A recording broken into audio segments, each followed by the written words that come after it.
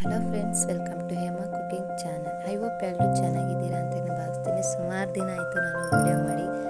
ಇವತ್ತಿಂದ video start ಮಾಡ್ತಾ ಇದ್ದೀನಿ ಫ್ರೆಂಡ್ಸ್.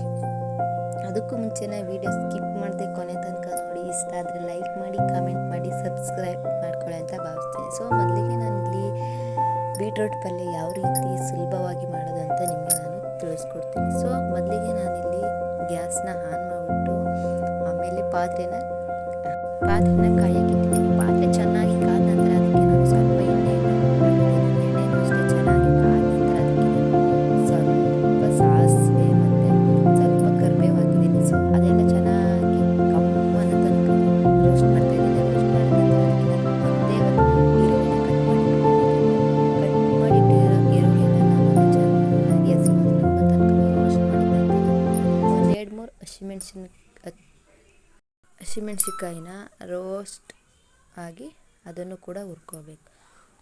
ಅದು ರೋಸ್ಟ್ ಆದ ನಂತರ ನಾನಿಲ್ಲಿ 1-2 ಟೊಮೊಟೊನ ತೊಳೆದು ಕಟ್ ಮಾಡಿಟ್ಟಿದ್ದೆ ಫ್ರೆಂಡ್. ಅದನ್ನು ಕೂಡ ಚೆನ್ನಾಗಿ ಹಸಿ ವಾಸನೆ ಹೋಗೋ ತನಕ ಚೆನ್ನಾಗಿ ರೋಸ್ಟ್ ಮಾಡಬೇಕು. ರೋಸ್ಟ್ ಮಾಡಿದ ನಂತರ ಅದಕ್ಕೆ ನಾನಿಲ್ಲಿ 3 ಬೀಟ್ರೋಟ್ನ ಚೆನ್ನಾಗಿ ತೊಳೆದು ತುರಿದಿಟ್ಕೊಂಡಿದ್ದೆ ಫ್ರೆಂಡ್. ಇವಾಗ ಅದನ್ನು ನಾನು ಎಣ್ಣೆಯಲ್ಲಿ ಅದನ್ನು ರೋಸ್ಟ್ ಮಾಡ್ತಾ ಇದ್ದೀನಿ. ಚೆನ್ನಾಗಿ ರೋಸ್ಟ್ ಮಾಡ್ಕೋಬೇಕು ಹಸಿ ವಾಸನೆ ಹೋಗೋ ತನಕ. ಬೀಟ್ರೋಟ್ ಗೊಜ್ಜು ರೊಟ್ಟಿಗೆ ಮತ್ತು ಚಪಾತಿಗೆ ತುಂಬಾ ಚೆನ್ನಾಗಿರುತ್ತೆ. ಅದು ಈ ರೀತಿ ಅತಿ ಸುಲಭವಾಗಿ ಮಾಡ್ಕೋಬೋದು ಮನೇಲಿ ಫ್ರೆಂಡ್ಸ್.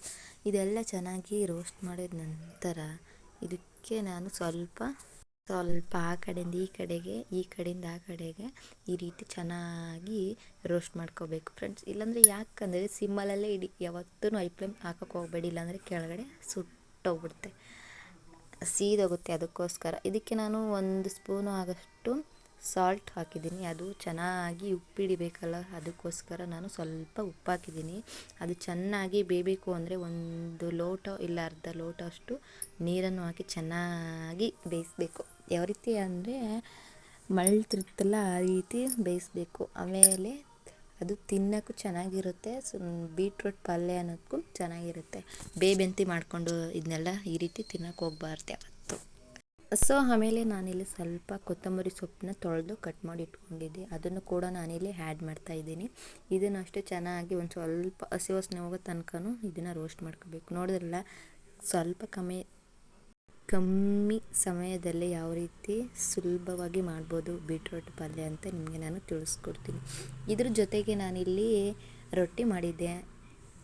ಈ ರೊಟ್ಟಿಗೆ ಏನೇನು ಹಾಕಿದ್ದೀನಿ ಅಂದರೆ ಸ್ವಲ್ಪ 1 ಕಪ್ಪು ಆಗೋಷ್ಟು ರವೆ, ಒಂದು ಅರ್ಧ ಸ್ಪೂನಷ್ಟು ಕೊಬ್ಬರಿಕಾಯಿ ಮತ್ತು ಕ್ಯಾರೆಟ್, ಆಮೇಲೆ ಸ್ವಲ್ಪ ಕೊತ್ತಂಬರಿ ಸೊಪ್ಪು ಇಷ್ಟನ್ನು ಕೂಡ ಹಾಕ್ಬಿಟ್ಟು ಚೆನ್ನಾಗಿ ತೆವೆ ಕಾದ ನಂತರ ಇದಕ್ಕೆ ನಾನು ಹಾಕ್ತಾಯಿದ್ದೀನಿ. ನೋಡ್ತಿದ್ದೀರಲ್ಲ ಫ್ರೆಂಡ್ಸ್, ಇದು ಚೆನ್ನಾಗಿ ಬೇಯಬೇಕು. ತೆವೆಗೆ ಸ್ವಲ್ಪ ಎಣ್ಣೆ ಹಾಕಬೇಕು. ನೋಡಿದ್ರಲ್ಲ ಯಾವ ರೀತಿ ಚೆನ್ನಾಗಿ ಹೆಲ್ದಿಯಾಗಿ ಮನೆಯಲ್ಲಿ ತುಂಬ ಕಮ್ಮಿ ಸಮಯದಲ್ಲೇ ಮಾಡ್ಕೊಂಡು ತಿನ್ಬೋದು ಅಂತ. ಅದಕ್ಕೆ ನಾನು ಸ್ವಲ್ಪ ಎಣ್ಣೆ ಹಾಕ್ತಿದ್ದೀನಿ. ಬೇಕು ಅಂದರೆ ನೀವು ತುಪ್ಪನೂ ಕೂಡ ಆ್ಯಡ್ ಮಾಡ್ಕೊಳ್ಳಿ. ನಾನಿಲ್ಲಿ ಸ್ವಲ್ಪ 1 ಸ್ಪೂನ್ ಆಗೋಷ್ಟು ತುಪ್ಪ ಹಾಕ್ತಾಯಿದ್ದೀನಿ. ಇದನ್ನು ಚೆನ್ನಾಗಿ ಬೆಂದಮೇಲೆ ಮಡಚಬೇಕು ಅಂದರೆ ತೆವೆನ ಎತ್ತು ದಬಾಕೋದಲ್ಲ, ಈ ರೀತಿ ರೊಟ್ಟಿನ ದಬಾಕಬೇಕು ಫ್ರೆಂಡ್. ಇದು ಚೆನ್ನಾಗಿ ಬೆಂದ ನಂತರ ಬೀಟ್ರೂಟ್ ಪಲ್ಯನ ಹಾಕೊಂಡು ತಿನ್ಬೋದು. ಸೊ ನೋಡಿದ್ರಲ್ಲ ಎಷ್ಟು ಅತಿ ಕಡಿಮೆ ಸಮಯದಲ್ಲಿ ಮಾಡ್ಬೋದು ಅಂತ. ಇಷ್ಟ ಆದರೆ ಲೈಕ್ ಮಾಡಿ, ಕಮೆಂಟ್ ಮಾಡಿ, ಸಬ್ಸ್ಕ್ರೈಬರ್ ಮಾಡ್ಕೊಳ್ಳಿ ಅಂತ ಭಾವಿಸ್ತೀನಿ ಫ್ರೆಂಡ್.